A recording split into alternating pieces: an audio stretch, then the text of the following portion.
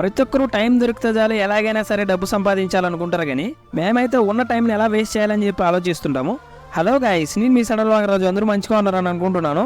BTM దగ్గరలో పెద్ద పెద్ద షాపింగ్ మాల్స్ ఉన్నాయి, కానీ ఏ రోజు కూడా వెళ్ళిందే లేదు.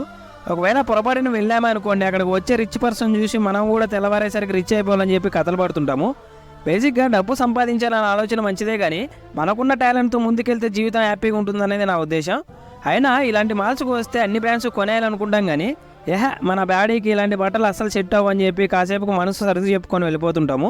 మీరు కూడా ఇలాంటి బ్యాచ్లో ఉంటే లైక్ చేసేయండి. ఇలాంటి మాల్స్లో నాకు బాగా నచ్చిన ప్లేస్ ఏంటంటే, చిన్నపిల్లలు గేమ్స్ ఆడుతుంటారు కదా, అది చూసి బాగా టైం వేస్ట్ చేస్తుంటాను. ఫైనల్గా మాల్స్ అంతా తిరిగాక నాకు అర్థమైంది ఏంటంటే, మగజాతి ఆనుమూత్యాలందరూ లేడీస్ని వెంట పెట్టుకొని టైం పాస్ చేస్తున్నారని పిచ్చ క్లారిటీ వచ్చేసింది.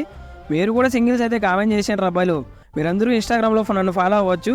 ఇంకా మన ఛానల్ సబ్స్క్రైబ్ చేయండి, లైక్ చేయండి, షేర్ చేయండి, కామెంట్ చేయండి. I love you all. Thank you.